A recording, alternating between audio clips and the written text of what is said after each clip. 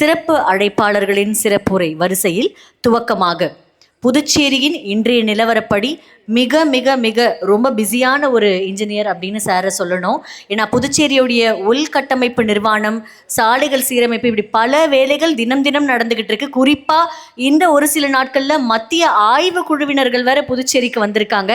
இப்படி ஒரு தன்னுடைய வேலை பழுவான சூழலிலும் கூட இந்த விழா சிறக்க தன்னுடைய வரவு இன்றியமையாதது என்பதை உணர்ந்து வருகை புரிந்து பெருமை சேர்த்து கொண்டிருக்கும் புதுச்சேரி அரசு பொதுப்பணித்துறையின் கண்காணிப்பு பொறியாளர் பொறிஞர் கே வீரசெல்வம் ஐயா அவர்களை வருக வருக என்று இனிது வரவேற்கிறோம்.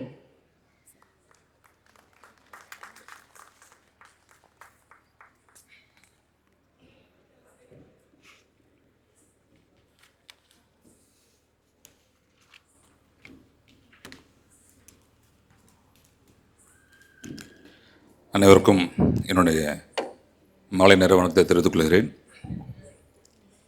இந்திய குடிமைப் பொருளாளர்கள் கலந்தாய்வு கூட்டத்தின் புதுச்சேரி மையத்தின் சார்பாக நடைபெற்றுக் கொண்டிருக்கும் இந்த விழாவில் சிறப்பாக தலைமையேற்று நடந்து கொண்டிருக்கும் பொறிஞர் ஆர் சுரேஷ் தலைவர் அவர்களுக்கு என்னுடைய மனமார்ந்த நன்றியை தெரிவித்துக் கொள்கிறேன்.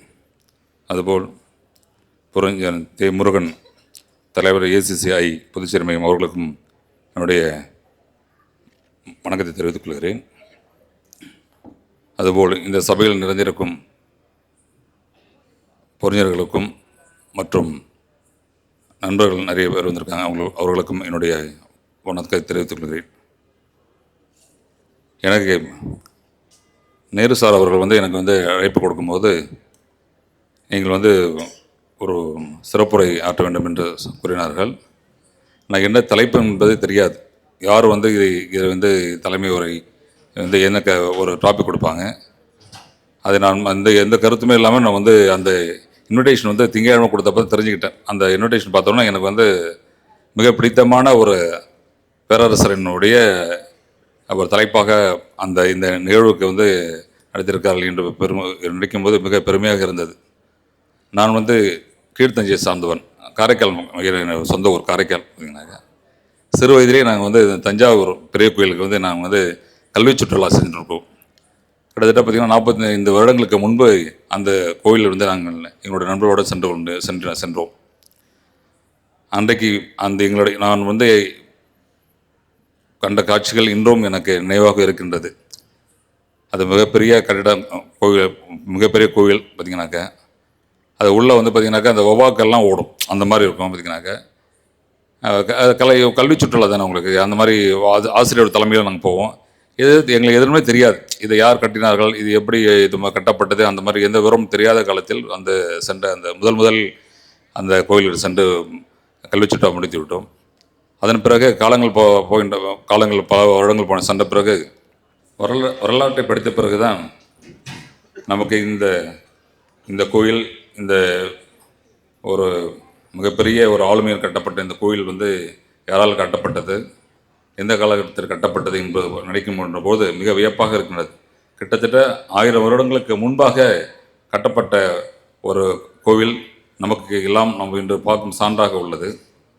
அந்த சான்று இல்லை என்றால் நம்மளுக்கு யாருமே ராஜராஜ சோழன் புகழ் நம்ம தெரிஞ்சிருக்க வாய்ப்பில்லை.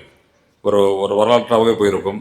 ஆனால் ஒரு சான்று ஒன்று இருக்கின்றது. கிட்டத்தட்ட மேடம் பேச்சாளர்கள் கூட சொன்னாங்க, அவர் தமிழ் மீது அன்பு கொண்டார், தமிழ் மீது பற்று கொண்டவர். அதனால அந்த அவருடைய பராமரிக்கிறதுக்காக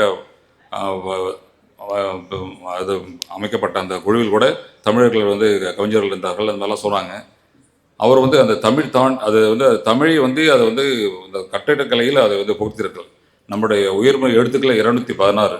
அந்த இப்போ கருவறை கோயிலுடைய உயரம் 216 அடி. அதுபோல் அந்த ஆவுடையார் சொல்கிறாங்களே சிவலிங்கம், அதோடைய பார்த்திங்கன்னா அது 12 அடி. 12ங்கிறது உயிரெழுத்துக்கள் நம்மளுக்கு 12 இருக்குது. ஸோ அதை சம்மந்தப்படுத்தி கட்டியிருக்காரு என்பது நம்மளுக்கு அது அவர் எப்படி தமிழ் மீது ஒரு பண்பு ஒரு பற்று வச்சிருந்திருக்காரு என்பது அது பிறகு நம்ம வரலாறு படிக்கின்ற பொழுது அதை பற்றி விவரம் தெரிகின்ற போது தான் நம்மளுக்கு பெருமையாக இருக்கின்றது.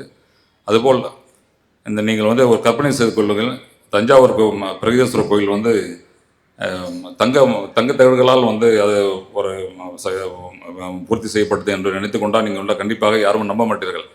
அவருடைய கடைசி காலத்தில் படையாக போர் வந்து கர்நாடகாவுக்கு போகின்ற போது கோலா தங்கவேலியிட பெறப்பட்ட அந்த எடுத்து வரப்பட்ட தங்கத்தினால் அந்த தங்கத்தகடு அமைக்கப்பட்டது. அதன் பிறகு வரலாற்று கால சூழ்நிலையில் அதன் பிறகு வந்த ஒரு ஒரு மாலிக் காபூர் என்ற ஒரு முஸ்லீம் அவருடைய ஒரு தலைப்பதியினால் அது வந்து எடுத்து செல்லப்பட்டதை வரலாறு சொல்கிறது. நம்ம வந்து யாருமே வந்து பார்த்ததில்ல, வரலாறு தான் அதுக்காக சார்ந்து இருக்கிறது. நீங்கள் நினைத்து பார்க்கின்றப்ப 216 அடி உள்ள கோபுரம் வந்து தங்கத்தகடுகளால் வந்து அமைக்கப்பட்டது என்று நினைக்கும் போது மிக பெருமையாக இருக்கிறது. அதை நீங்கள் கற்பனை செய்து கொள்ளுங்கள், பாருங்கள் எப்படி இருக்குன்னு பாருங்கள் வச்சுங்க. அந்த மாதிரிலாம் நம்ம வந்து ராஜராஜன் பங்கு வந்து தஞ்சாவூர் கோவிலுக்கு வந்து அது மாதிரி செய்யப்பட்டுள்ளது. அதுபோல் அவர் வந்து தன்னுடைய தன்னுடைய அக்கால் மீது பாசம் கொண்டவர். தன்னுடைய தமைக்கைக்கு கூட பார்த்தீங்கன்னாக்கா தன்னுடைய அக்கா பேரையே வைத்து விட்டாங்க. நிறைய பேர் அந்த வரலாற்றில் வந்து பேசுவாங்க, குந்தவை நாச்சியார் என்பவர் வந்து பார்த்தீங்கன்னா தன்னுடைய அக்கால் பேரை பார்த்தீங்கன்னாக்கா தன்னுடைய பெண்ணுக்கும் வந்து குந்தவை தான் பேர் வச்சிருக்காரு. பார்த்தீங்கன்னாக்கா தன்னோட அக்கா மேலே பாசத்தினால தன்னுடைய பெண்ணுக்கு பேர் வைத்துள்ளார். அந்த குந்தவை தான் வந்து பார்த்தீங்கன்னாக்கா வேங்கி நாட்டு இளவரசன் வந்து மேரேஜ் பண்ணிக்கிறாங்க. அது பார்த்தீங்கன்னா இப்போ இன்றைக்கு இருக்க ராஜமுந்திரி தான் அவங்க வந்து குந்தவை வந்து மேரேஜ் செய்து கொடுக்கிறார்கள். அதன் பிறகு குந்தவைக்கு பிறந்த மகன் தான் வந்து நரேந்திரவர்மனுக்கு பிறந்தவர் தான் வந்து குலோத்துங்க சோழன். இன்றைக்கு இருக்க விசாகப்பட்டினத்துக்கு பேர் வந்து பார்த்தீங்கன்னாக்கா குலோத்துங்கப்பட்டினம், அது வரலாறு இருக்கிறது பார்த்தீங்கன்னா. ஆனால் இன்றைக்கி அது பேர் இல்லை. அதே குலோத்துங்க சோழன் தான் பார்த்தீங்கன்னாக்கா அதன் பிறகு தன்னுடைய குள்ளு தாத்தாக்கள் கட்டிய சைவத்தை தழுவி கட்டப்பட்ட கோயிலெல்லாம் எதுவும் சிதைக்காமல் பக்கத்திலேயே வைணவ கோயிலெல்லாம் கட்டியதாக வரலாறு இருக்கிறது.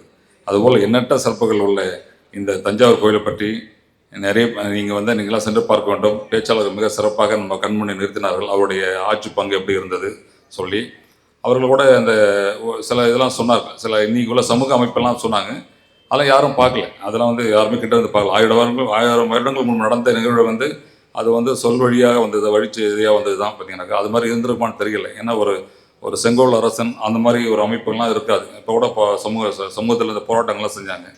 கண்டிப்பாக அந்த மாதிரி சிந்தனைகள்லாம் அவருக்கெல்லாம் அந்த மாதிரிலாம் கொண்டு இருந்திருக்கு. அந்த காலகட்டத்தில் இருந்திருக்காதுங்கிற சொல்கிறேன்.